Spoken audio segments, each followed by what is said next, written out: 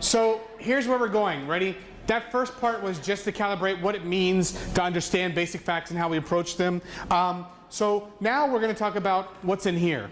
So everybody's going to get a copy of our book, Sue and my book on multiplication division, and we'll talk. You'll get this at the next break, okay?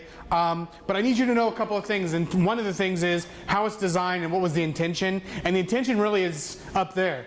We wanted to provide classroom teachers with tools to promote foundational understanding for kids, to promote and align with exemplary instruction, to provide practice that was intentional, and to provide like games and things like that. And last but not least, assessment ideas. And so it's littered with those types of things. The other thing I will share with you is we wanted to make it practical. You don't need 3 years to read this book. It's probably a weekend. And, well, no, it's not a weekend. It's probably like a Tuesday afternoon. It's not really a heady read, but it's practical and it's useful. It aligns with the academic the academic action plan that you know about. And here's what I need you to know. I've been talking a lot about the lowest achievers being memorizers. I'm coming back to it one more time because in her article, Joe Bowler also talks about what is important about mathematics and basic facts is to deeply understand things and their relations to each other. Really, that's where intelligence lies. The fact of being quick or slow isn't really relevant. Right now, if you were to take a real-time test, there would be some facts that you don't know as quickly as others, right? That's the mystery of how our brain works. There are moments in my day where I'm like, oh, what? And oh yeah, it's 16. That's just the way our brain works. And so, the next segment that we're going to spend, the next part of our day, this middle section, is all of the stuff kids, can't say that, all of the things kids need before they actually learn their basic facts. And you might teach 5th grade right now, right? And you're like, how do I dip my toes back into those things? We don't have to, but I can tell you this. If they don't actually understand what multiplication is, not only are they going to fail with their basic facts, but later on, they're going to have tremendous amount of troubles. So what is that foundational understanding? Let's go ahead and get started with that. Let me drive home the whole point about understanding one more time. Can you memorize all the words on the screen?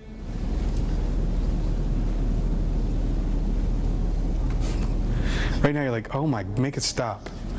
How about now? You've probably done that in graduate school. Which one's easier? Which one are you more likely to remember? Right? The one at the top makes no sense to you. So without understanding, it's going to be really hard to remember that. Although you might be able to memorize it, you're going to lose it in about 3 months.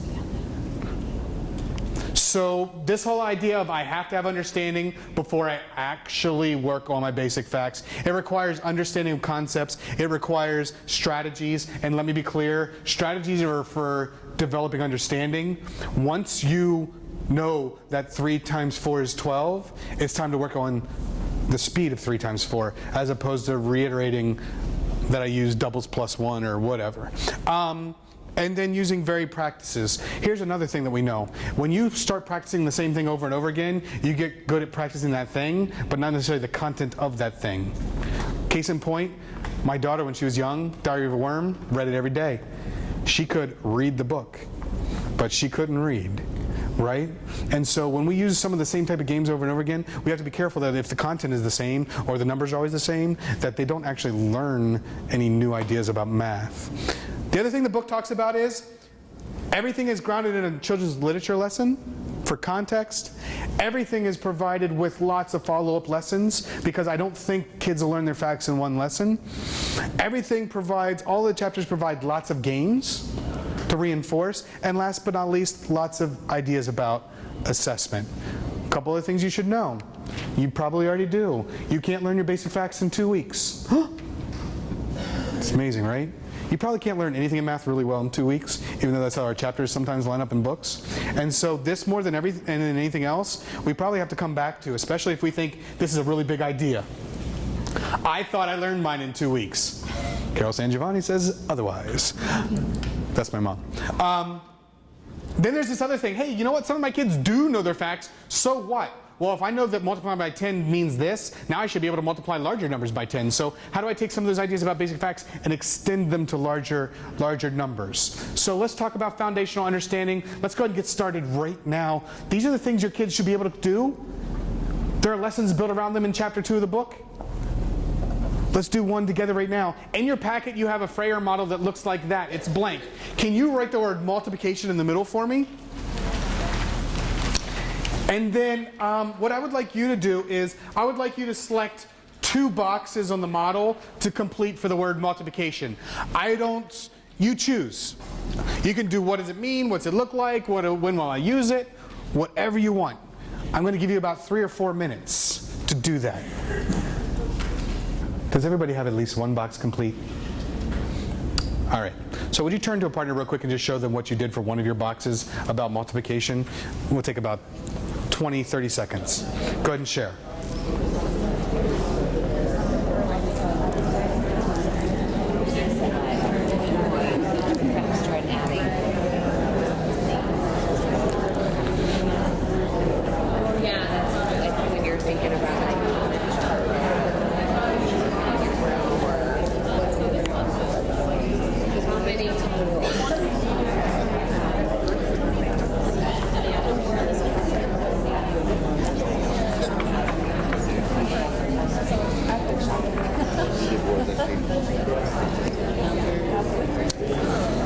So here's what I'm seeing. Here's what I'm hearing.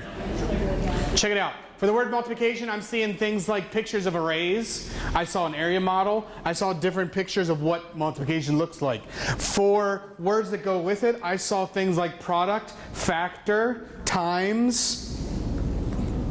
Those are some of the words I saw. When will I use it? Somebody wrote down when packing boxes. Cindy and I used it this morning to figure out how many chairs were in here. And we're like, how many tables are there? And we were like, well, 3 times, and it took us 25 minutes. It would have been faster to count by ones. What am I trying to say to you? Well, this is a Frayer model. It's really good to help kids understand how the ideas in mathematics connect. If your students can't complete this, they probably shouldn't be working with basic facts yet. They're probably struggling with the fundamental concepts, right? This is something I would use in assessment or as an entry point. Here's another thing I would talk to you about.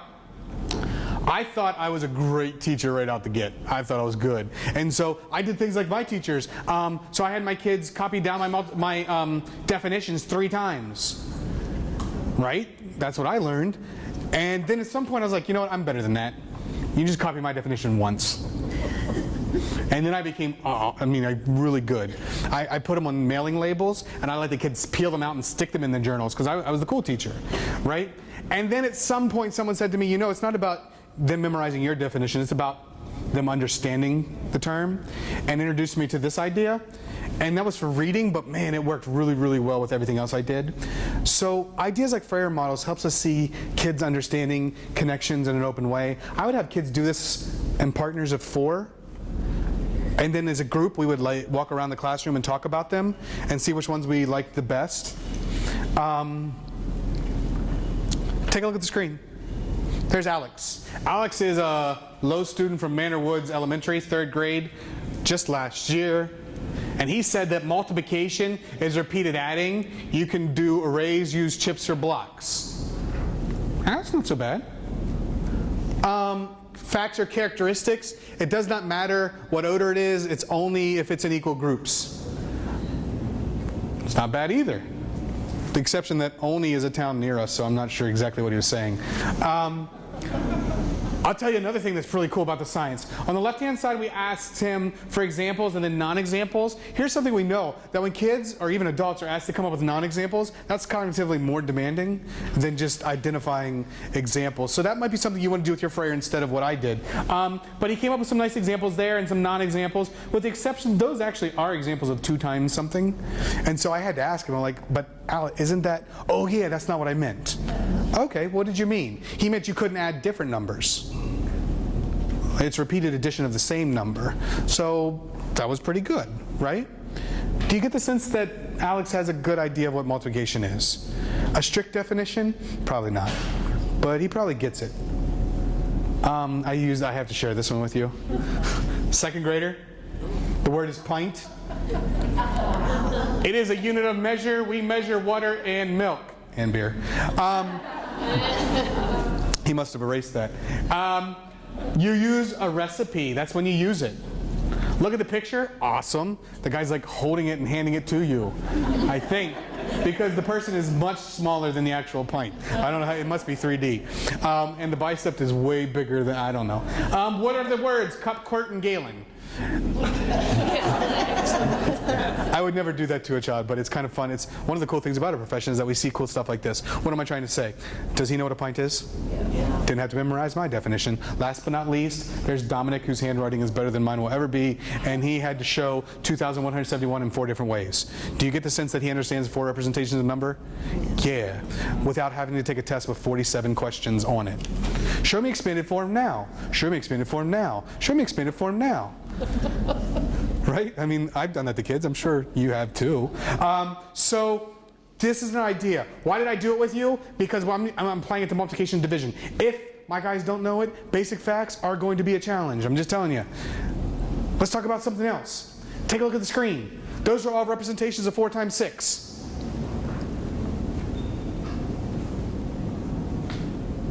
Now the question I have for you is, which one do you like best? We'll take a silent vote. You don't have to tell me. How many people like A better? Oh, you're telling me. Great. How many people like B the best? How many people like C the best? How many people like D the best? And how about E? Can I explain E? I would love to. That pencil's 6 inches long, that one's 4 times longer. So it's 4 times as long as, it may not be to scale, I get it, right, but you get it, it's a comparison. So let me talk to you about something as a classroom teacher that I wasn't aware of until graduate school, is that sometimes I fell into certain models because I like them, and it just meant that my kids didn't get to see all the other representations, which was a huge problem. Or the other problem was my kids got really, really good at things like repeated addition until they got to 5th grade and they had to show 3 times 4, 3/4 times 2/3. Try doing that with repeated addition.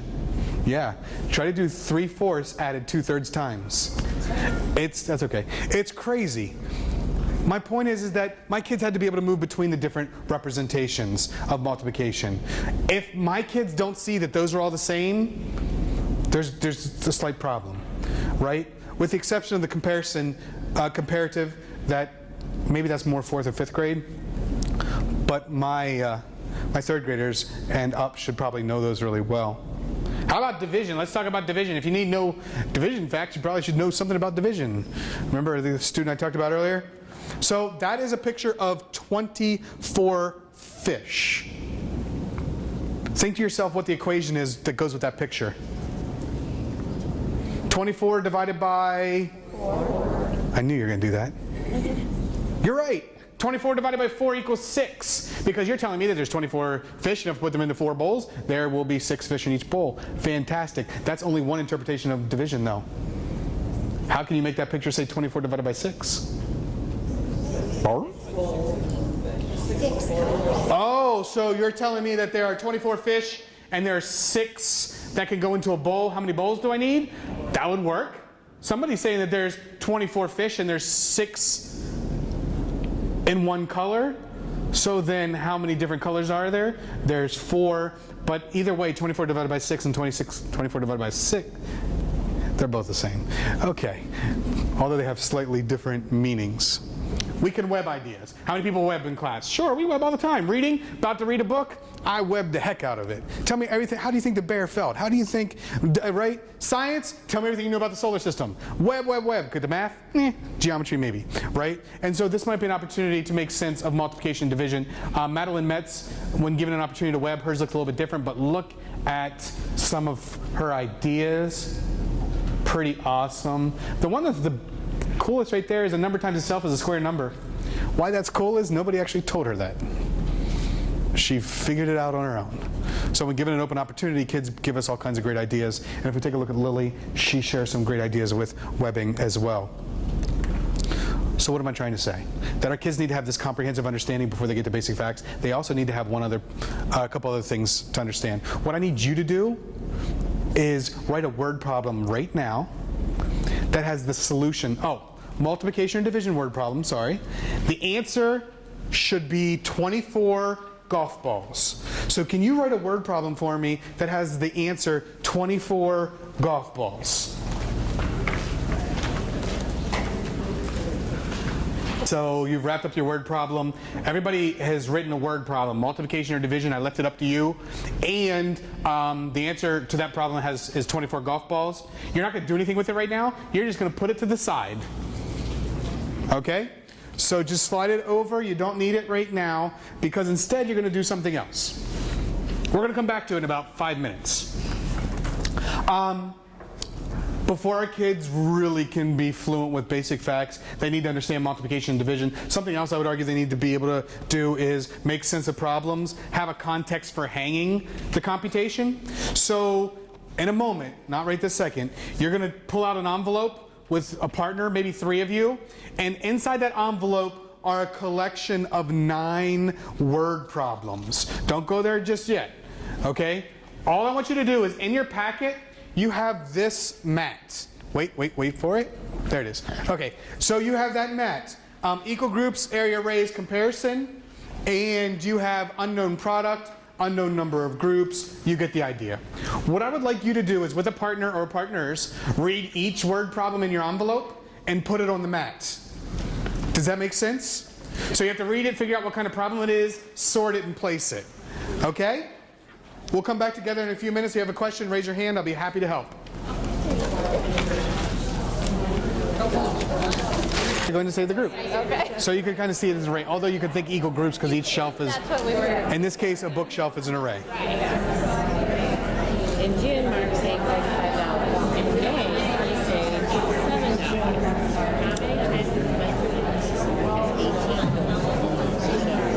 many times is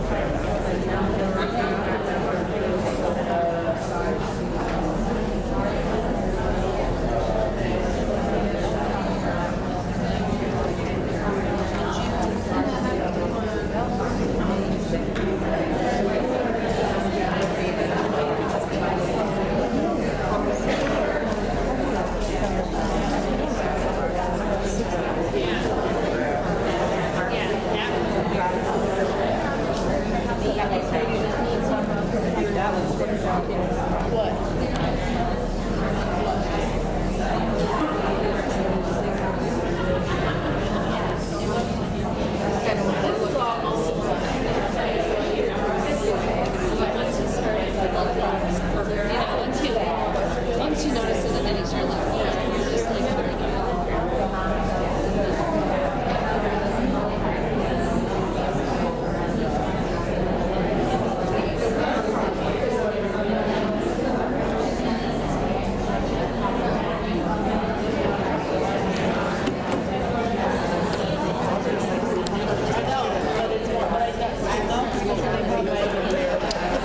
Okay, so in the interest of time, I'm going to ask you to stop. I know most groups are really close to being there. I'll go over the right answers with you, but then I'm actually going to talk about the impact of the activity, in a minute. Let's take a look at some right answers. Okay, so for equal groups, any of the problems that were Mark's apples were equal groups. And if you think about it, it makes sense, right? You had bags of apples, so those were the groups. And in this case, Mark has 4 bags of apples. There are 6 in each. So therefore, it's an equal group and we don't know the product. And the next one, we know the number of groups.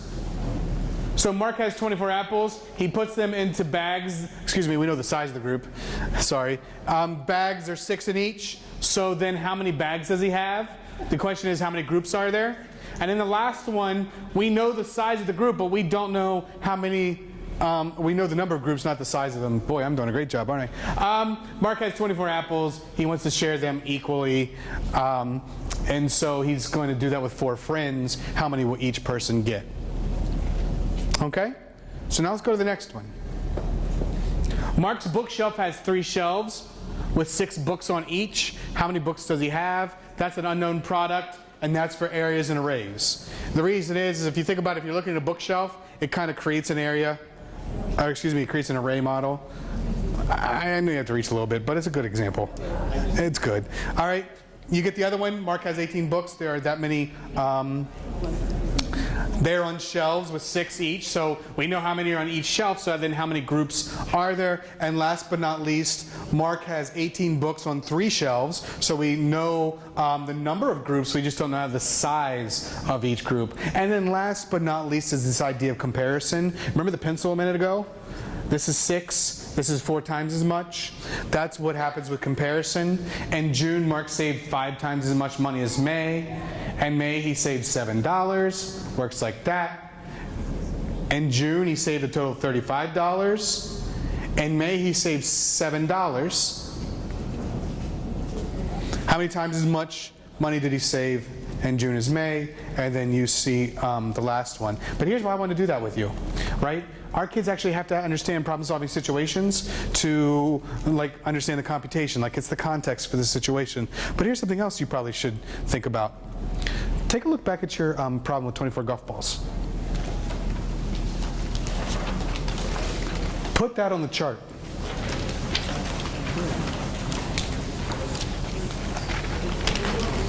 Look back at your 24 golf balls, and can you put that on the chart? Sorry, I'll put the chart back up. Oh, you have a chart.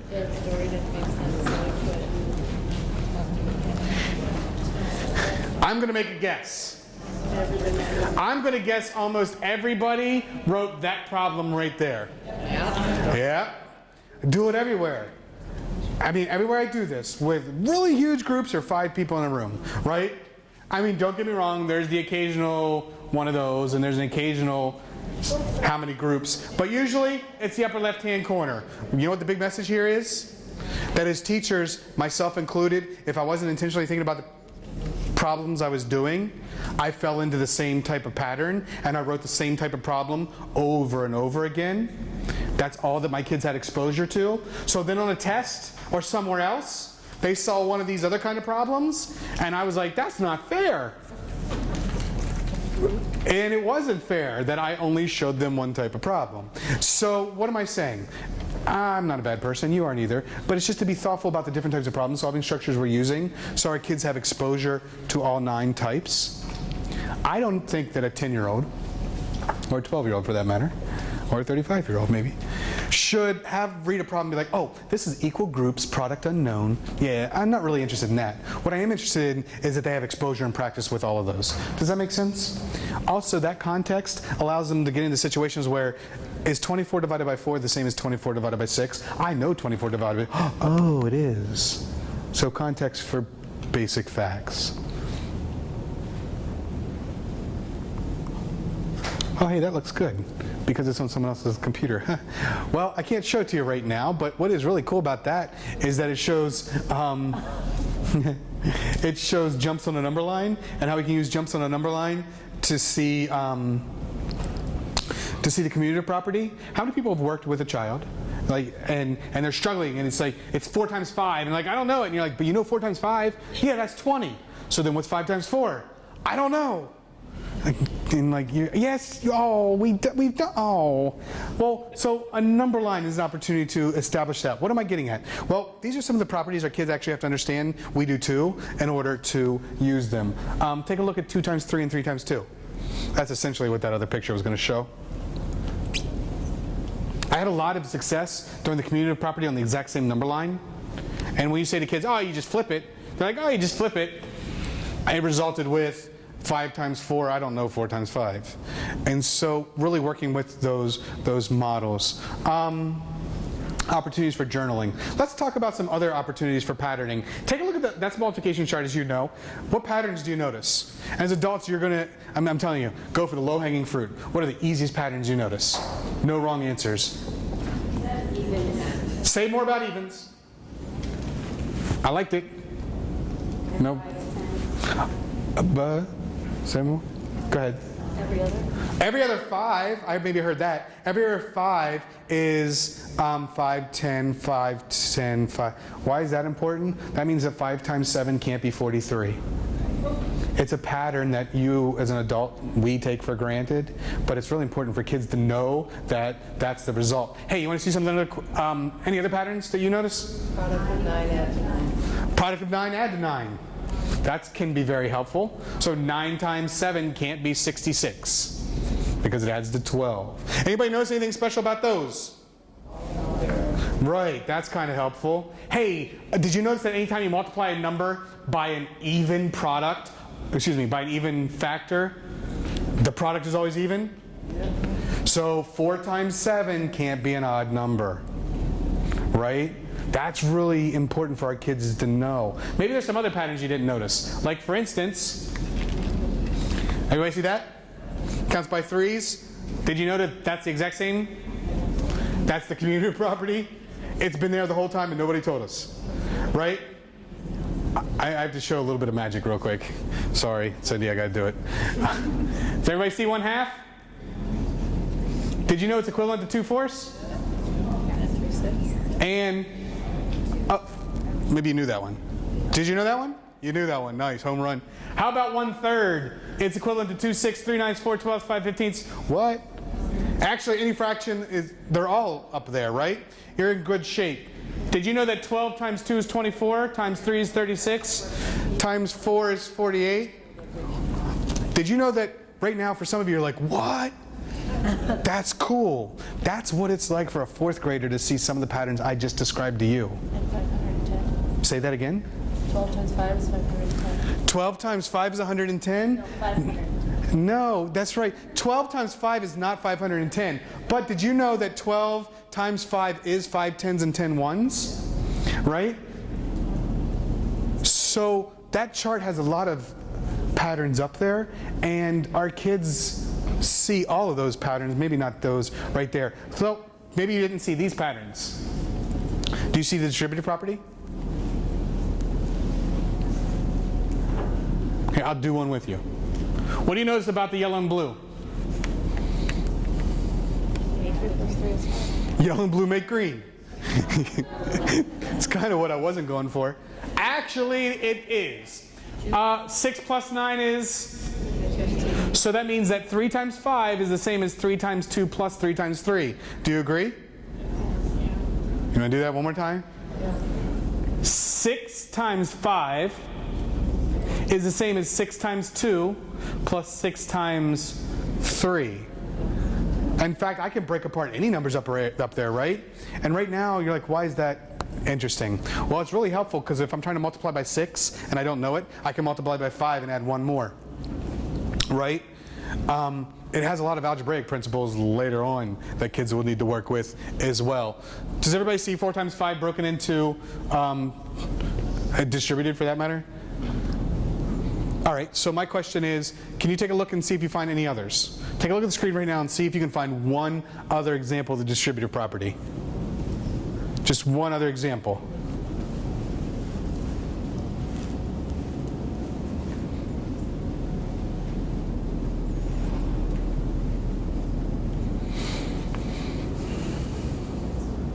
Did everybody find one?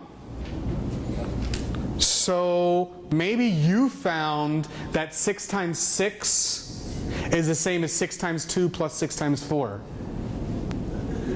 So the rows don't have to be consecutive. Maybe you found that 8 times 6 is the same as 8 times 5 and 1 more 8. The point is that if I don't know all of my facts, I can use ones that I know to get to others because I understand the distributive property, and I can see it one last time on number lines. Take a look. Last example. If I say that those are 3 jumps of 2, do you see 3 jumps of 2? Now that is 3 jumps of 3. Do you see 3 jumps of 3? So 3 jumps of 2 and 3 jumps of 3 is the same as 3 jumps of 5. So that idea of breaking apart factors and then bringing them back together again, really helpful for kids as they understand and move forward. I'm going to skip Darren's rectangles. I'm going to skip the bunnies as well, but take a look at the bunnies. 6 times 7 could be that, it could be that, it could be all kinds of things. I can break these apart in lots of different ways. The last property we have to know, and we're coming up on a break in a few minutes, is this idea of the associative property. So if you look at the prism up there, could you cut it? Could you slice it so that you can see 3 groups of 4 2 times? How would you slice it so you can see 3 groups of 4 2 times? There's either a lot of Fruit Ninja going on, or... So what I think I saw a lot of people saying is that they would cut it like this, horizontally, right? So if I kind of cut through that area right there, I would have a 3 by 4 stacked on top of another 3 by 4, right? It's still 12, still 12. What about this? Can you slice it so that you would see 4 groups of 2 3 times?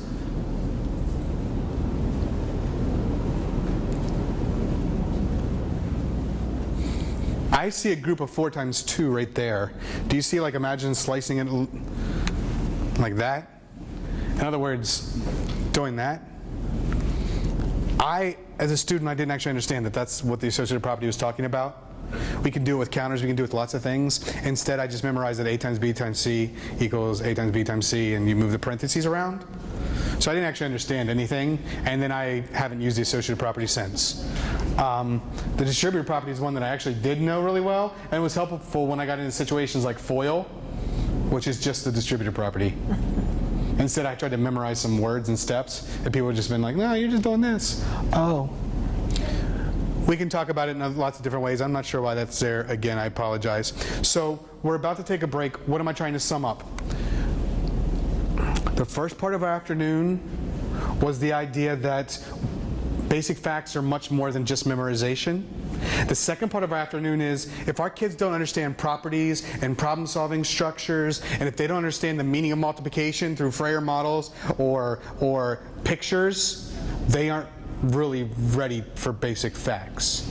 The rest of our afternoon will be, so let's say they have all these things in place, now what? What do we do next? What is the sequence for basic facts? What are games, activities, and lessons that I can do in my classroom? And last but not least, how can I assess them in a way that actually gives me better results? Right? Maybe even more valid results in some ways. So with that being said, we're going to go ahead and take a break. Cindy has your books. Ready? No? If anybody would like to talk about multiplying fractions and dividing with fractions, this table's the one to talk to. You might. It was a good. We had a great conversation during our break. So let's go ahead and get into the last part of the day and the idea of, so what do we do for basic facts? How do we make this happen? I know that some of your kids know them and you're fine, but we're also talking about differentiation, differentiated time slots, what we do in those differentiated time slots. These are things for that. So my question to you is, which facts are easier for kids to master? We all know the answer. 2s, 5s, 10s, and 1s. Zeros. So I will tell you that kids actually master zeros really well. None of them know what the hell's going on.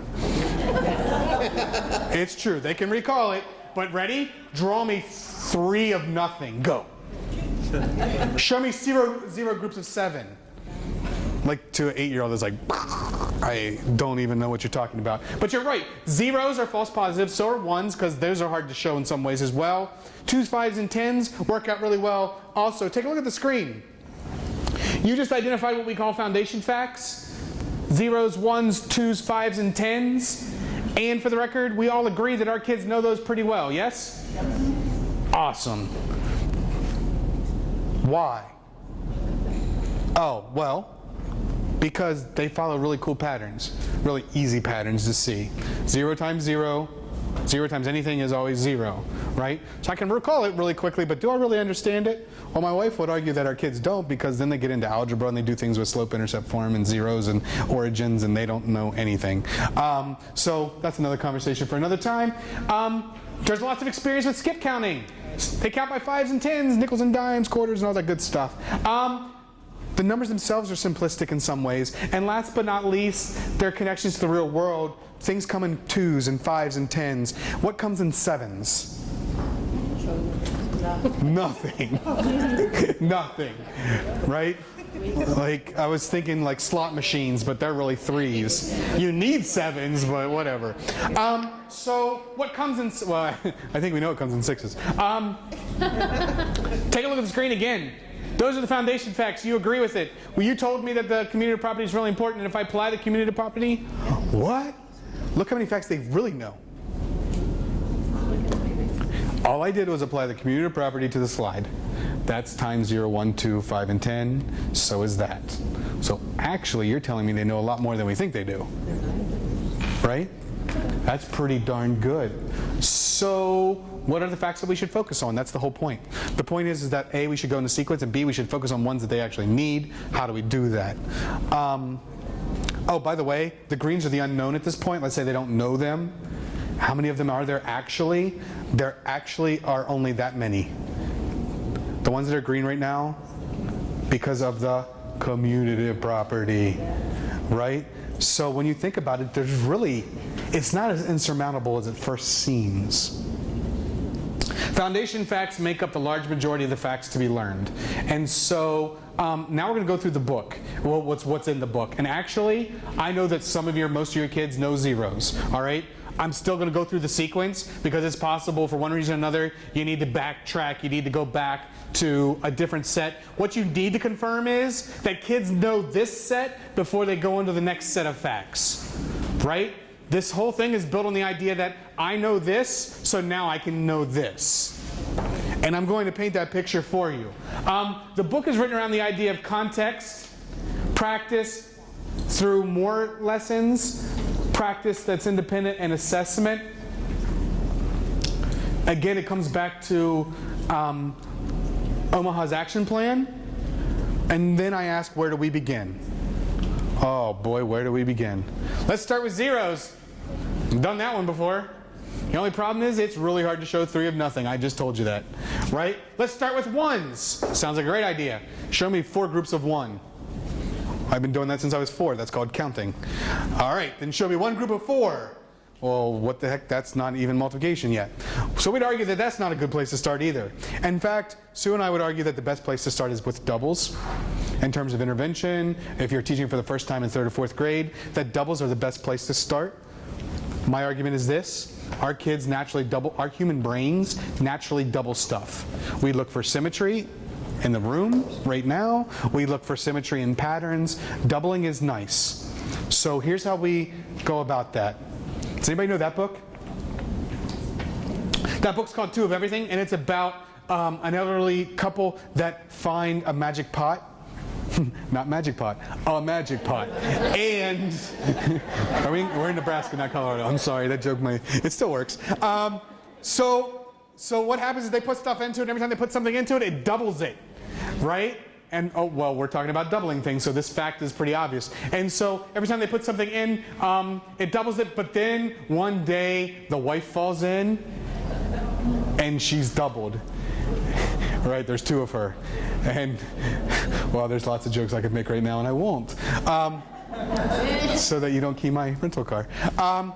But we have conversations with kids. What does it mean to double? What does it look like to double? Can you give me an example? Can you draw a picture? Like, there's a lot of things that go with this lesson. And then at the end of that, we talk about, can you write an equation for all the things you talked about? And so we discuss the concept, we build it out of the children's literature, there's some follow-up things that go there, and then we have them obviously write equations. So that might be on Monday or Tuesday or whatever.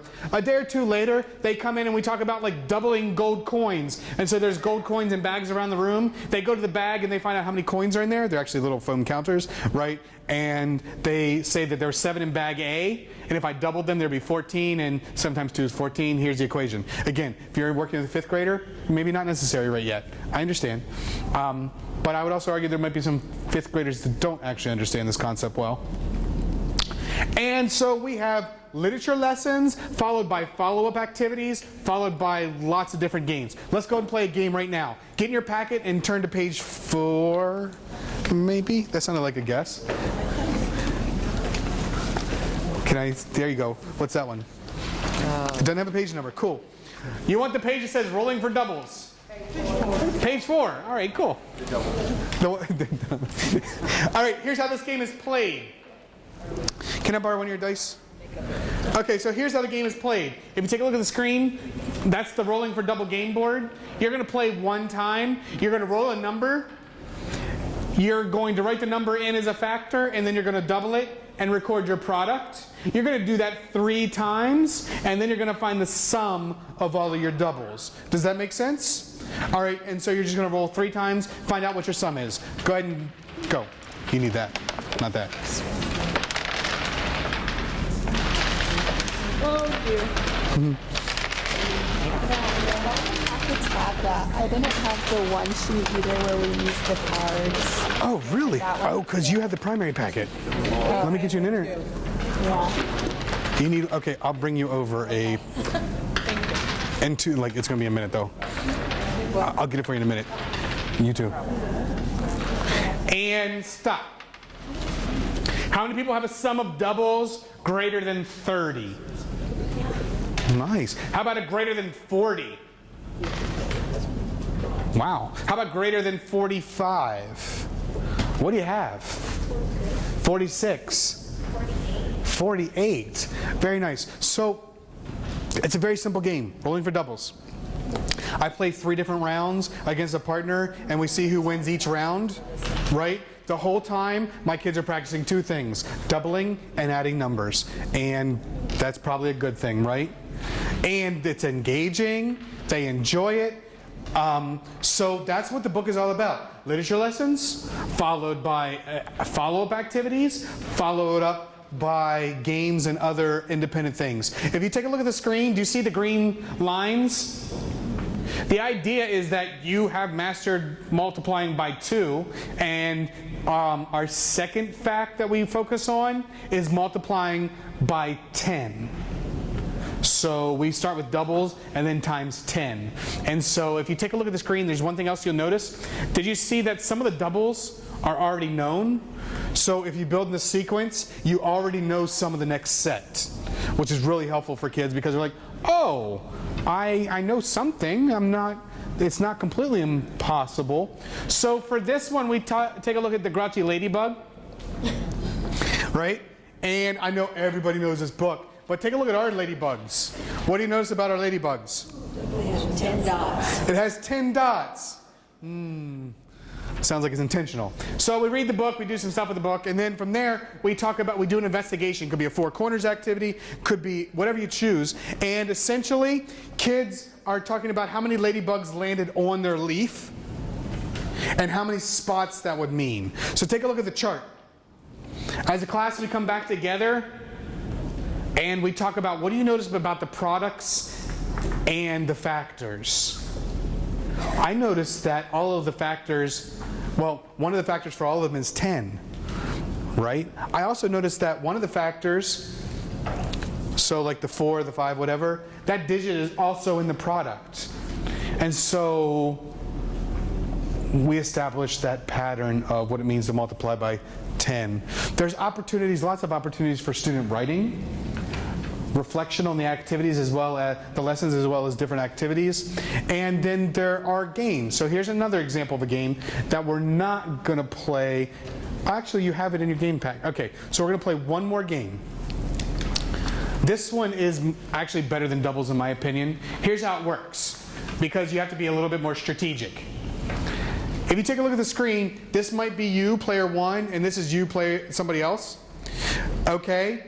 And you can use your dice for right now, but know that in the book, we know that not everybody has dice. So in the front of every book, there's a website that you go to, and you can download all of the games, all of the Blackline Masters for lessons, but also I don't have dice. So we put spinners in there, right? I don't want to use spinners. We put in digit cards. I don't want to use those. I can't help you. But we put those different Blackline Masters in. Also, all the games, just everything you need is online. Everything's in Microsoft Word. So if you want to edit things to differentiate them, do it all you want, okay? It does not violate any copyright law. You change it however you like. If you make it really, really good, I'd love for you to share it with me so that I can use it too. But we're going to play right now Keep It, Toss It. So here's how you're going to play Keep It, Toss It. Ready? You're going to roll your dice, and you're going to multiply by 10. And then you have to decide whether or not you keep the product or you toss the product. Does that make sense? So you probably want to toss things like 2 times 10. And you probably want to keep stuff like 9 times 10. Here's the deal. When you roll, you decide keep it or toss it right away. Once you toss it, you tossed it. You have to roll all 10 times. At the end of 10 times, you're going to fill in the sum of your keep-its. Does everybody understand how to play the game? All right, go ahead and play one round now. All right, so I'm going to ask you to come back together. And you get a sense of a different type of game. So I talk a lot about this idea of number sense, and we're talking basic facts today, which is part of number sense. But I think games like this are beneficial because A, I'm practicing a targeted basic fact, but B, I also have to have some number sense. Like, what numbers do I keep? How do I add? Can I add these numbers quickly? Throughout the book, we offer classroom tested tips. Tips from actually Sue and myself that we learned along the way. I hated when my kids played games and nobody checked that they were doing the facts or doing things correctly. So one of the tips that we give you is, if I'm playing with Cindy, Cindy has a calculator, and when I take my turn, I multiply and she checks me. So that I actually practice that 6 times 3 is 18, as opposed to 29. Or whatever other number that somebody might come up with, right? So the big idea here is that throughout the book you'll see like little classroom tested tips. They're tips that Sue and I have learned along the way that have helped us become, well, just to use things in a more effective way, for lack of a better word. So that game was called Keep It, Toss It. What's cool about all of the games is there's only 10 or 12 games in the whole book, but you're going to get 200 altogether or something like that. Why? Because the game you just played, I had you spin or roll and multiply by 10, and if I change that to multiply by 5 or 3, it works with everything.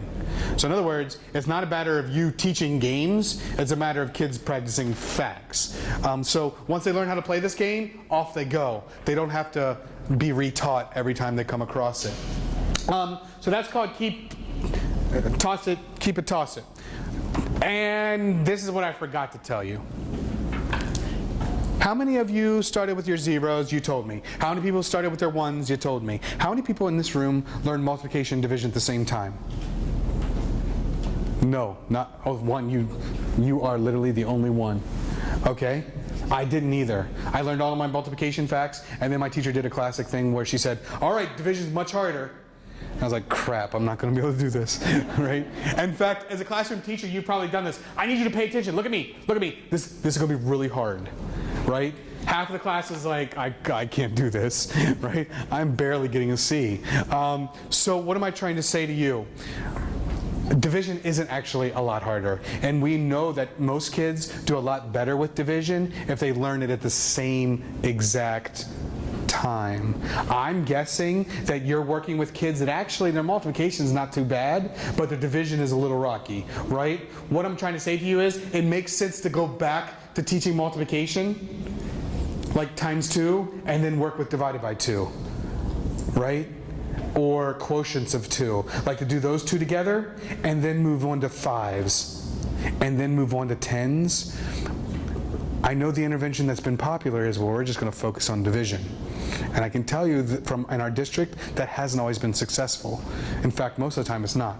The ones that have been successful is that they actually go back and work on multiplication and build off of that to develop division. Sue and I did the same thing. Chapter 2 or 3 or whatever focuses on doubles. The first half of the chapter, the second half of the chapter is nothing but dividing by 2 or quotients of 2. What's quotients of 2? 16 divided by 8 equals 2, right? 16 divided by 2 equals 8. So it's working with both of those situations. There's literature lessons and games for all of those as well. We followed up with times 5 divided by 5 and times 10 divided by 10. So those are the first set of foundation facts. Here's some more foundation facts. But before we get to that, take a look at the screen. Do you see how it's filling up? So first we did 2s, and then we did 10s, and now we'll talk about 5s. 5 is half of 10, as you know, and so the book we use is Count on Pablo. I'm not going to spend a lot of time with Count on Pablo, other than he's making salsa with his grandmother, and he's making the batches and batches of 5, and, well, that's what we're multiplying by, so that works out great. Student work is included, and then follow-up lessons and activities. That's just a function table on the screen, but if you compare it to so functions of nickels and dimes, if you have 3 nickels, you have how much? 15. And if you have 3 dimes, you have 30. So 3 nickels is exactly half of 3 dimes. So we complete the function tables and we take a look and we're like, oh wait, multiplying by 10 is exactly double multiplying by 5, or vice versa. Those are the types of connections that actually establish understanding for kids. We have other types of games that are in there. Don't worry about this activity right now. It's in your packet. Don't worry about it. I'm trying to get through the other facts. So the other foundation facts are then 1 and 0. Please know that we did not start with 1 deliberately. We started with 2, then 10, 5, then 1. But if you look at the screen, they already know some of their 1s. And the story is a tiny turtle, and they have to make turtle nests, and everybody makes a different turtle nest, and they look for patterns. It's great. And so they look at how multiplying by 1 creates a pattern like that, and then they talk about, well, what if there were 19 eggs in a nest, but you only had 1 nest? Would it still just be 19? Follow-up centers, like you see the pattern now, right? Followed up games.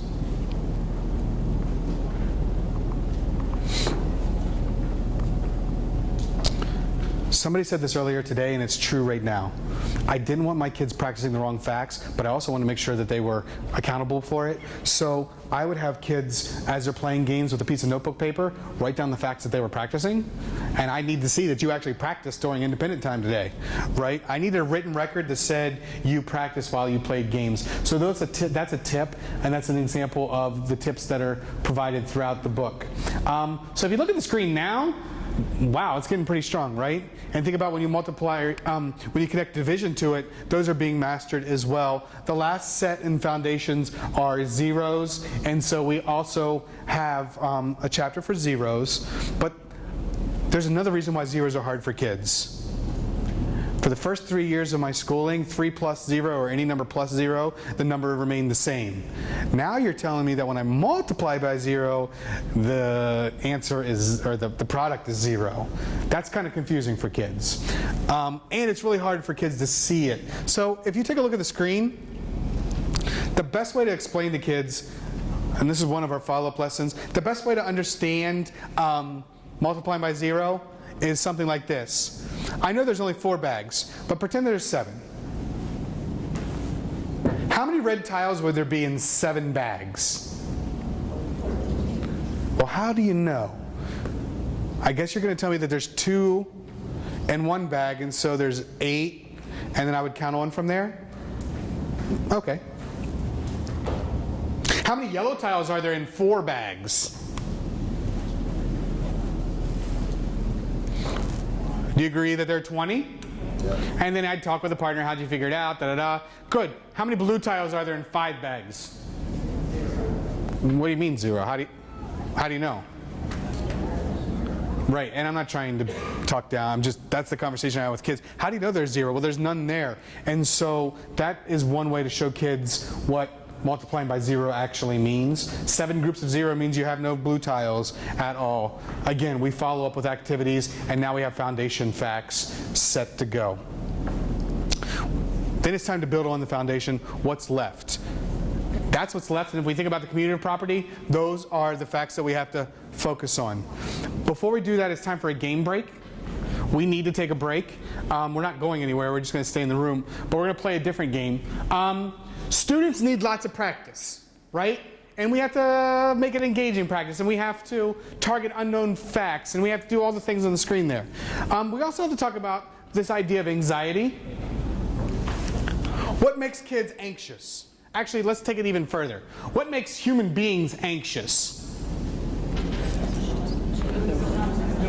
Doing something you've never done before, competition for some kids, being afraid or insecure of what's happening. What about speed situations? Ooh, what about this? What about for the human being, like when you're being eliminated from everybody else?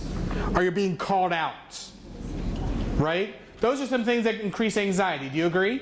Yes. So things that require speed and things that require elimination create anxiety in humans, but better yet, in kids. You just described one of the games I used to play. You know what that was? I played Around the World, right? I'm not a bad person. I thought it was fun. Until one day I realized that Brooke Kraft was never in the room when we played Around the World. And I asked her one day, I'm like, Brooke, you okay? You in the bathroom? She's like, I just don't really like Around the World. I was like, why don't you like Around the World? I mean, everybody looks like they're having fun. And she's like, it's not fun. And so I started to think about it. Who is Around the World good for? Yeah, that one or two kids that really know their facts. Everybody else is like, this stinks. How many kids are paying attention doing Around the World? The two that are playing, and sometimes not even both of them. I appreciate your honesty, because I've been in rooms where like, no, in my class everybody's paying attention. Bullshit. All right. And then actually, I was in Tennessee and I actually responded that way loudly, and I was like, oh, that was not the thing to say. But everybody agreed. The fact is, the other 20 kids are looking at the clock like, nope, not coming to me. I'm going to pack up my books. And then you're like, why are you packing up? We're not leaving. Well, I'm done. Yeah, right? Or they're reading books. By the way, I've played Around the World. So if you have, or you do, it doesn't make either of us bad people. It's fine. But I just want you to think maybe there's some other opportunities. By the way, the reason I played Around the World was nobody told me about anything else. I needed to get kids engaged, and they told me, get them out of their seats. Well, here's how I get them out of their seats. Two at a time, right? Kind of like Noah's Ark. So what I want you to do right now is I'm actually going to share a different game with you that I don't know if I created it, but I feel like I did. I haven't read about it anywhere else. So what I'd like you to do is I need everybody to actually stand up.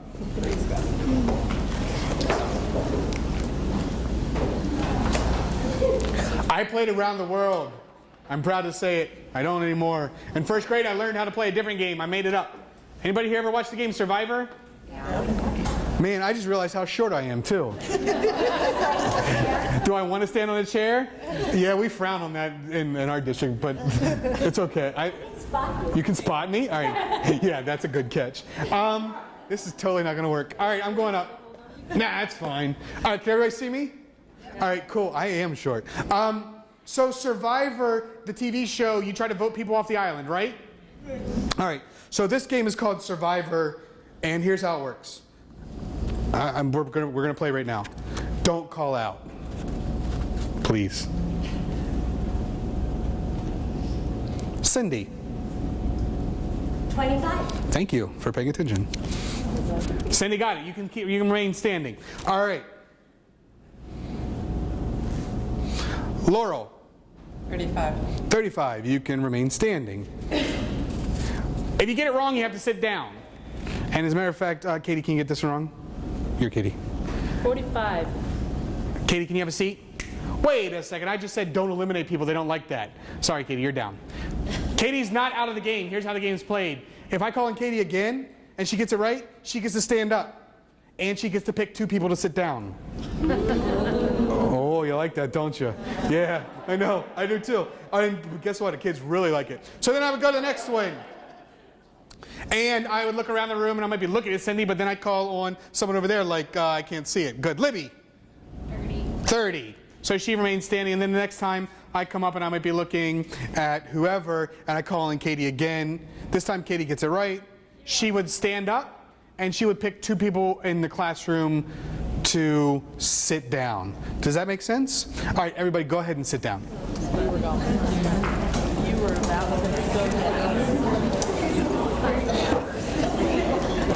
So here's what I can tell you. Some of you in the back never had a chance. I couldn't see your name tags from a mile away. But here's what I will tell you. Everybody in the class, in my class when we played that game, everybody had to pay attention because they did not know who was going to be called on. If they got something wrong, it was okay. They were still in the game. I don't know if you noticed, but I actually held the card for a minute and then called on somebody. our profession's all about wait time until they're basic facts. And we're like, tell me now. Right? It's pretty jacked up when you think about it. Our entire profession is about wait time until flashcards get involved. So to me, around the world, not so much. Survivor allowed kids to process, and then I called on them. If they got it wrong, they're still in the game. And the other cool thing that I loved about it was, I'd hear things in the hallway like, if you don't call on me, I won't call on you. Right? Or I'd hear things like what we heard yesterday with some teacher leaders. You look very nice today. Like they're giving people compliments, trying to butter them up so they wouldn't be called on to sit down. Very smooth. What am I trying to say? This might be an alternative for you. One other thing, I would put the word survivor on the board. It's an old school way of keeping like behavior management. My kids actually liked it so much that if the word was on the board at the end of the day, they got to play. And for what it's worth, it worked most days. And I only used facts that I was practicing. I didn't use all 100 of them. All right, I want to share one more game with you instead of around the world that you could play. This game is called High Lows. Makes me laugh every time I say it. Has anybody ever seen Card Sharks? Only one or two of us. Have anybody played a game in college called High Low? Yeah, you're starting to think about how that game is played? That's how I kind of thought of it. So here's how it works. It was the whole class against me, right? All they had to do was get 7 in a row. If they got 7 in a row, they earned a point. After a few points, I gave them free recess, extra recess, right? So they were motivated. But when I would show a fact card, they had to talk to their partner what they thought the product was. So ready? You don't really have to do it, but think about it. I would show it, and then they would turn to their partners and be like, 20. And then I'd call out and they'd tell me that it was 20.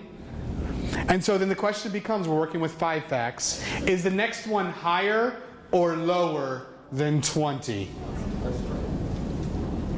Higher. So they would think, talk to each other, and as a class I'd say, I think I heard higher. Ready? Because you're playing chances now, right? Oh, so you didn't even get one right. All right, so the next one, for argument's sake, let's play one more time because I'm in the mood. 5 times 1 is 5. Nobody's on the spot. You're in this together against me, right? Will the next product be greater or less than 5? Greater. And then I would actually have to ask you to tell me why, but I'm not right now. And so... You're really bad at this. You should try. I don't even know why that's in there, Sid. I mixed my card. I stacked the deck. All right, well, you obviously know how the game is played. I can't show you the rest because all the cards are messed up. But somebody said I stacked the deck. Actually, I used to stack the deck. When my class was driving me nuts, there was no way they were ever going to get 7 in a row. It was impossible because they would say 5 times 0 and they'd be like, next one's going to be higher. And I'd put another 5 times 0 right behind it. They never knew that I did that. It was always random, right? Just like in college. It was always random that you ended up getting that one wrong. And if you don't remember that game in college, I'll tell you later. The other thing I'll share with you is this. My kids were having a great week. There was no way they couldn't get 7 in a row, right? And so it was just a couple of tricks that I used to use to get engagement working, but also none of my kids felt threatened. Nobody felt anxious. They were in it together, right? Same way with the survivor, although they were by themselves. At some point they started making alliances and things like that. All I'm saying to you is that you can play around the world, that's your choice. It only works for 2 kids. And sometimes it's only working for the kids that really know their facts. The others are like, nah, I don't care. They really don't. And we can tell ourselves they do, but they don't. So that was our fast game break. I need to go over a couple more fact strategies. We need to talk about assessment, and then we will start to close for the day. So that was highs, lows. We talked about Survivor. The PowerPoint I'll share with you. There's other games in there. The book also has other like whole group activities when you need to get people out of their seats, including drawing arrays or making human arrays, doing things like that. But right now I want to talk to you about the other facts. The green facts are the facts that we know, the foundation facts. The next thing we advocate for is multiplying by 3, and it's the yellow facts up there. Actually, there's more than just those yellow ones. It's all of them, but they already know a good bit of them, right? And so he used the book, A 3-Hat Day, and during this act, this is a gentleman who wears 2 hats when he's sad and 3 hats when he's really, really sad. And so you can compare the number of hats he wears over a series of days to investigate multiplying by doubles and tripling. Do you notice a pattern? Talking about that pattern. And then these are the examples of follow-up activities, and then you have more follow-up activities. So this is how the book is organized, is essentially what I'm saying. We're not going to do more of them, but there are a lot of things that you've done before, like folded books. Like for 3 times 4 or 4 times 3, we would fold a piece of paper and record the array, the word problem, and give a tip to somebody else. That's the type of stuff we're talking about that gets kids engaged and working towards mastery, not by memorization of flashcard, but by engagement and activity. So after times 3, we have times 4. Do you notice how the white space is shrinking considerably? If you only know your foundation facts, 3s and 4s, you actually know a lot. The book this time is called If You Hop Like a Frog. Really cool book. Did you know that if you hopped like a frog, you could jump from from home to first base in one jump? Did you know that if you ran like a spider, you could run an entire football field in 2 seconds? And so the whole book is about if you were like these animals. And so then simply we compare human legs to frog legs. And if you multiply by 4, you know it's about doubling, right? So 6 times 4 is the same as 6 times 2 twice. And so it's the idea of doubling twice to get double, the number of legs. And so they explore the facts. They work with a partner to talk about the multiples that they see, what do they notice. And I don't want to bore you with all the details, but you get a sense of this is not just practicing flashcards. This is actually making sense of mathematics.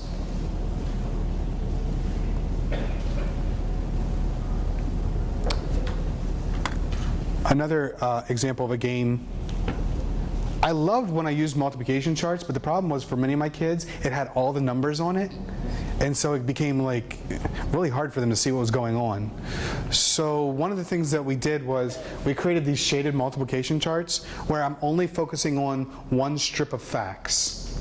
Or in this case, I'm focusing on doubles and 4s so I can see the relationship between the two, as opposed to all the other gobbledygook that gets on there and it confuses me. And then we have conversations with kids. What do you notice? I notice all the 4s are twice as much as the 2s. We have double 3s. So how have we done this? We've gone from foundation facts to 3s to 4s. Now we're on 6s. Not all of the 6s, just some of them.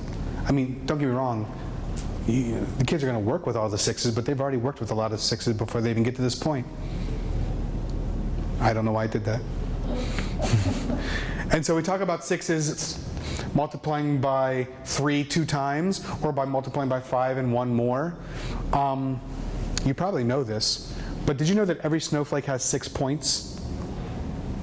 Exactly, every snowflake has 6 points, and no snowflake is alike. And Snowflake Bentley is someone from New England who was the first person to ever photograph snowflakes, and so that's the whole activity. What if you were catching snowflakes? How many points would you have? It's about multiplying by 6. And so that's the lesson, that's the activity, and that's the game that you can play, etc. Just like when we compared 4s and 2s, we have kids compare 3s and 6s. We're down to our last 2 sets of facts. Look at the size of the screen right now. If you've done foundation followed by 3s, 4s, and 6s, you're in a really good place. Mind you, you've done division at the same time. The last one, well, not the last one, but the next last one is multiplying by 9, and I'm well aware of the finger trick. I'm not talking about the one finger trick, I'm talking about the finger trick for 9s, right? You can use it all you want. Having kids understand why it works is helpful, but just keep in mind that some tricks like that, kids get the wrong idea about math, that math is a trick, and it's not. It works for a reason. So our multiplying by 9 part is, well, what does it mean to multiply by 9? And we use a book called That, Cloudy with a Chance. And then kids compare multiplying by 10 with multiplying by 9, and dividing by 10 and dividing by 9. How are those alike and different? I know you can't read the screen because I'm going so fast.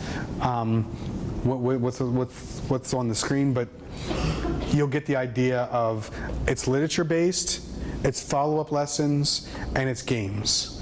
They're all arranged by chapters, and they're all as part of your, all part of the book. That Black Line Master comes off the website, and you have access to it from the front matter of the book. So everything's there for you. Throughout the book, you find managing tips and tips for assessment. How do we keep kids accountable? That's a primary example, but there's other examples in your book. I found one of the best ways to keep kids accountable was to let them rat each other out. Literally, when they were going to play games, that you're going to fill out an accountability slip for the people you played with, right? And it worked sometimes really, really great. Because John did great today, but he talked a lot. And I think you should talk to him about how much he talks. That's a quote from my teacher. After with 9s, we get down to 8s. And believe it or not, there's only 2 multiplying by 8s that you don't know at this point. 8 times 7 and 8 times 8. You would have learned the rest of the 8s. We'd still have lessons and things for those 8s.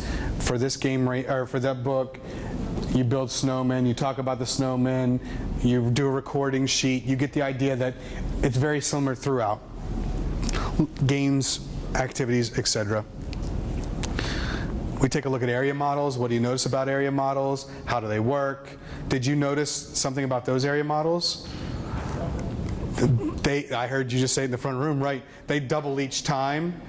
So there's a lesson on, hey, did you know multiplying by 8 is the same as double, double, double? I personally don't think it's super efficient. But I know that some kids can double like madmen.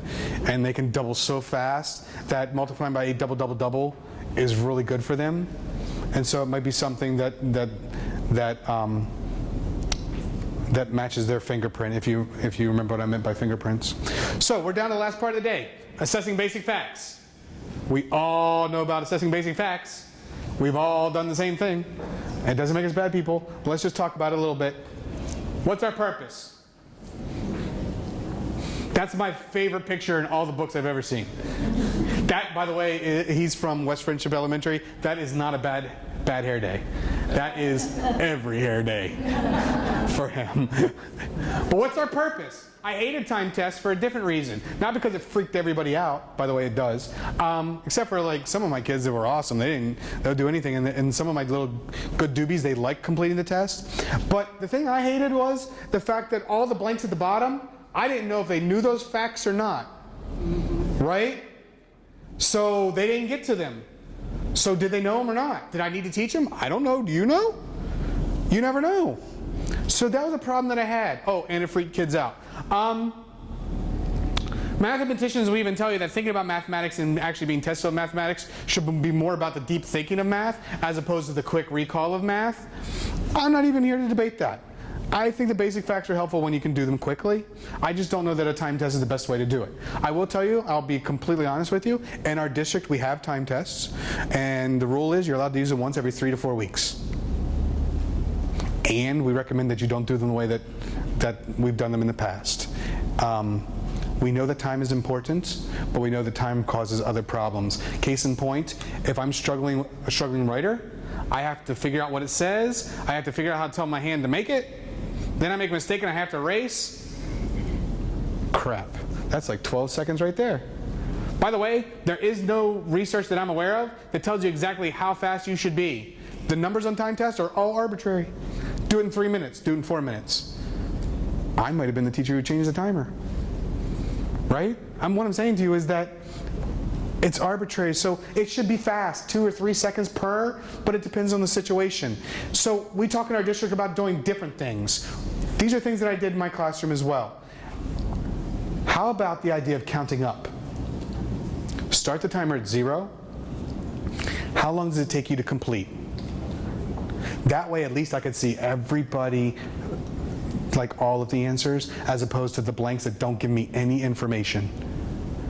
So my goals might be something like this. This week it took me 4 minutes and 10 seconds. Next, in 2 weeks, I want to be at 4 minutes flat, right? And now I have a personal goal. By the way, that's individualized, because if I'm somebody who writes slowly or processes a little bit differently, now I'm beating myself and getting better as opposed to your arbitrary time. Which does kind of make sense when you think about it, right? A couple other things you might want to consider is the idea of colored pencils. I did this. This actually was my favorite thing. Ready? I would set a timer for whatever the number felt like was fair. And after 3 minutes, they put down their regular pencil and picked up a colored pencil. And then they completed the test. I had a sampling of what they could do quickly and a sampling of what they could do accurately. And something we have to talk about with purpose, are we interested in fast or accurate? Because if you do something wrong really fast, I don't care. But if you do something really well and it takes you a little bit longer, why do we punish that? And the thing that we talk a lot about in my district is the idea of alternative assessments, especially students who fall into needing different levels of RTI, right? That maybe that time test isn't the best for them, that we need to do something else. And so in the book we offer a couple of ideas for alternative assessments. I'm going to lift up 2 of them for you in just a moment. So those are some ideas if you're going to continue with the time test. I'm not going to say yes or no, right? It works in some ways it doesn't. Just maybe how often is the thing that we need to talk about. Instead, like, what are some ways that we can monitor practice and progress? We can use individual checks where we're just checking on single kids. Interviews work really well, and I'm going to share that with you in a moment. Where I'm going to sit down and do a verbal test with you and put aside the cards that you don't know, and then that becomes the ones that we're going to focus on, as opposed to you practicing a bunch of facts you already know, because that doesn't really help. I mean, you might get a little bit faster, but it's only the ones you know. We're all professionals. We're all highly trained. I believe that your observation is a really powerful assessment. I can sit down and watch kids play a game and know whether or not they know the facts that they're practicing. I can give them a score, a 3, a 2, or a 1, and to me that's a good data point. I can do that a couple of times over a couple of weeks and have a very valid data point that says that Sandy knows her facts, that says that Callie doesn't, right? And then the other thing that you probably are familiar with is the idea of kids keeping their own progress. It's valuable. We know that, so we provide those in there. So these last couple slides are to remind you that, well, traditional time tests actually don't teach anything. Guess what I found out? My toe tappers became faster toe tappers. In an effort to do better on the tests, they became really fast and inefficient strategies. The people counting on fingers became faster, right? Instead of more strategic. So my message is you just want to be cautious about their overuse, if not eliminating them altogether. What can you do instead? I have proof right here that an interview works great. So while that table over there is working on a game, I can pull Jackson over and sit down and be like, all right, Jackson, we're going to work on a couple facts. These are real examples. Check it out. There's a scoring guide, and you just give students a fact card, and you mark down whether it's known, if it's automatic, if it's known or it's not known, right? And so in this case, I actually did this a couple of years ago. 8 times 3. She didn't know it. Oh wait, nope, she knew it. I marked it as known. She told me about it. Well, 8 plus 8 is 16, so I added 8 more. That's pretty good thinking, right? So now I need to work on getting faster. If you look right above, she knew 7 times 4, and I just wrote 28. Something that I learned after doing a bunch of these, and I believe the tip is in there. If kids actually can recall quickly, it's probably not a good idea to ask them how they know. Because you've been trying to get them to be quick, and now you're saying, okay, well, how do you know that? And in their head, they're like, well, you told me to know this fast, and now I do, and now you want me to draw a picture. I don't understand. Right? I mean, that's exactly what we do sometimes. Like, prove to me it works and do it fast. Well, I can prove it because I know it. But check it out. Here's one more example when I knew that interviews worked really, really well. I marked this as unknown. This was taking a few moments. It was uncomfortable for both of us. And then she blurted out 81 right as I was like, all right, we're finished. She said, 81. Well, how do you know? She said, well, I knew that 10 times 9 was 90, and I was taking off a group of 9. I was like, home run, right? And I'm like, well, what took so long? And she's like, I messed up counting backwards.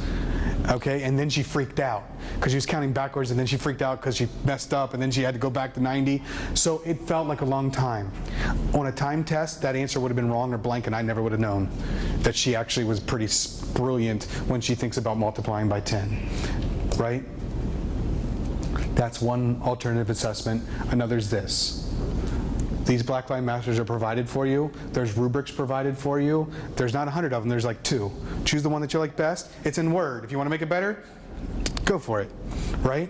If you want to change it from a 3-2-1 to a 6-8-9, I don't care. It's in Word, you fix it, right? But essentially this, I just made that rubric on the recording sheet, and then while kids played games, I wrote the date down and walked around and gave them scores, right? Over a couple dates, I had scores for them and I totaled them up. Right? If you got 12 out of 15, you're about 75%. But that was only one data point. Now I needed to take some others, right? I got the best measurement when kids played games because they didn't know I was paying attention, right? I found out all kinds of cool stuff.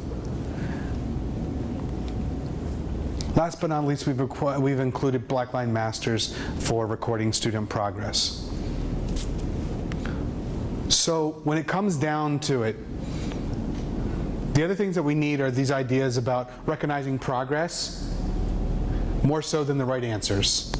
Don't get me wrong, right answers are super important in math. I'm never going to say that they aren't. But for students, effort is really important too, because they're still learning. Okay, and so recognizing that they put in the effort and that they're working hard. Providing supports like tools and charts.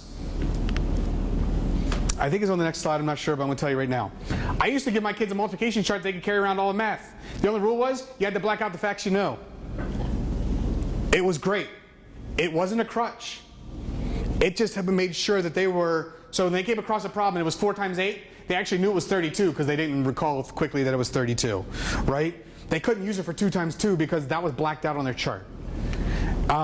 So providing tools to make sure they're accurate and understanding, and last but not least, reasonable expectations. What do I mean by that?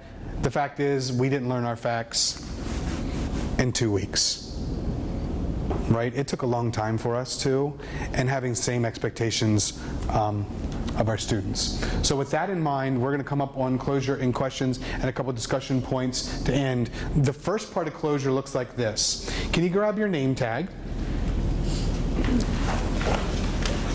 And this activity, this closing activity is called 3 of 1 or 1 of 3. There's 3 bullets. I'm giving you a choice. You can write down 1 idea for each of the bullets, or you can write down 3 ideas for 1 of the bullets. So go ahead and choose what you'd like. 1 of each bullet or 3 of 1.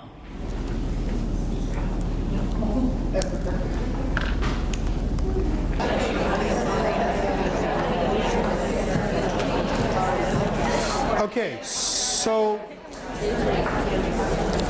we're almost finished. As a group, we're going to share out a couple of ideas, and then I'll share a couple of my own ahas or things like that. Something that really started to resonate with me as I wrapped up my classroom career, but then even in my graduate and undergraduate teachings, is this idea of closure. And I mean, everything you read is that closure is not like stack your chair and pack up and line up, and like closure is actually really important for kids learning and for our own learning and the opportunity to debrief and make sense of what they experience. So let's talk about that. What are a couple things that you said? I'm looking for 4 ideas. What are some thoughts? Good, bad, and ugly. It doesn't matter. Yes, Katie. I guess with the way we were taught, it was just learn your zeros and your ones and your twos, and I just never thought to balance. So the idea of changing the sequence of basic facts and looking at them in a way that we can build upon each other as opposed to have them working independently of one another is a thought that resonates with Katie. Go ahead. the different strategies that you gave us to teach the facts. Because the way the students of today's minds are set up, it ain't set up like ours were. Because they, one, live in an instant society, two, their mind is going 25,000 miles per hour. So they can't focus or not made to focus the way we were made to sit down and you sit down and do it. Right. Well, we were made to, but many of us didn't anyhow. Right. So So I hear what you're saying, though. But the idea is to engage kids in the learning process today. For what it's worth, I was in a Catholic school and I was made to sit down and learn them, and so yeah, that just didn't work very well for me, as you probably figured out by now. But you're right. So that idea of engaging kids in the process. I'm looking for 2 more ideas, and we will close up with ours, and then that'll be that. Okay, I'm going way over there. In our assignment notebooks, we have the multiplication tables in there, and they use that as a crutch, and I like the idea of them blocking out the ones that they already know so that they can even see their progress. Oh, good. That's a great way to keep a progress chart, actually, is using the multiplication table in your journals or in your assignment notebooks, but blocking out with a Sharpie the ones that you know, and the goal is to black out more as you go, right? And it's also not a crutch. In some ways, it's not a crutch because actually, you know, I don't know if you know about Malcolm Gladwell, but he talks about this idea of 10,000 hours, and that to get good at anything, you have to spend 10,000 hours doing it, right? And so to expect, actually it's helpful for kids to look at that chart a lot before they get good at those facts. So that was one. There was somebody over here who gets the lucky. Okay, you get to go. Go. I was just piggybacking off of you, was just to see and show the kids on the chart what they actually know. Oh, okay. Colored in the different ones so they know it's not a daunting task. Okay, yeah, so it's not a daunting task. 2 ideas there. One is to keep track of the progress that they're making, but I also heard the commutative property and using that multiplication chart to actually explore the different patterns of mathematics, including equivalent fractions and things like that, to be really, really helpful in terms of not just efficiency, but most importantly, accuracy. I hate when my kids multiply 3 times 3 and get 12, right? And like I can stand on it and be like, yes, he didn't use a chart, but damn it, he doesn't know it, right? Like, which mountain do you want to die on, I guess is the question. So with that, that's a positive way to end today. Okay, Cindy, go. What I'm really excited about, and my aha, is that during that differentiation time for 30 minutes, when I don't know what to do with my students who don't know their multiplication of 7s, I can pull this book out and I can do the activities, and that's going to help them learn it. Plus, it gives me something to follow and to use during that differentiation time. And then I'm just going to put a little plug in for, imagine that, summer school. Great thing to do during summer school. Right, and so we talk about summer school or that differentiated 30 minutes as an opportunity. Also, there's a lot of homework opportunities there too. Do you want your kids practicing 40 problems, or do you want them being engaged with something for 10, 15 minutes and doing it with fidelity and knowing that they do it? And so the games and some of those quick hitter activities allow you to do that. Anything else to add to the pile? Go ahead. I like going back and reteaching multiplication, showing the division that comes right after it, and just letting them make that. Oh, actually, that's a really big one. The idea of multiplication and division are together, and those are things that they're coupled, and we learn them together and make connections that way. Like, I just don't show you how to do something and then you go do it, but it's a matter of making those connections and understanding what's happening there. Sorry, one more? Where'd you point to? Yes, ma'am. I'd always used that hundreds chart when I was working with lower grades, but now I'm getting ready to do a 5-6 combo, and I was just thinking I've never seen it used with fractions. Oh, yeah, so using that with the 5-6 combo, like, that's a good point. Like, I know some of you teach 5th and 6th grade, and basic facts don't fall into your scope and sequence necessarily, but I also know that you have kids that don't know their facts, right? Or better yet, they're working with equivalent fractions, and they can use that chart to simplify the cognitive demand or the load, or checking for accuracy. One last aha for me is that you have been a really great group to work with. I appreciate your engagement, your questions, your discussion, all of those things. The book is available for you. The Blackline Masters are all through the book. It's an easy, quick read. And the last part that Cindy wants to bring up is the... Yeah. What? Talk a little bit, John, about We have been told that everything that we teach, we need to do with the gradual release, starting with modeled, shared, guided, and independent. Can you talk about teaching math in that way? Or Yeah. not teaching math? I can tell you that my experiences and the research that I've read tells us that math is better when kids create their own understanding and they aren't forced to acquire ours. And that when we model math for kids, that sometimes pigeonholes them into thinking like we do, or thinking very specifically. And I'm going to argue right now that all of us think very differently about math.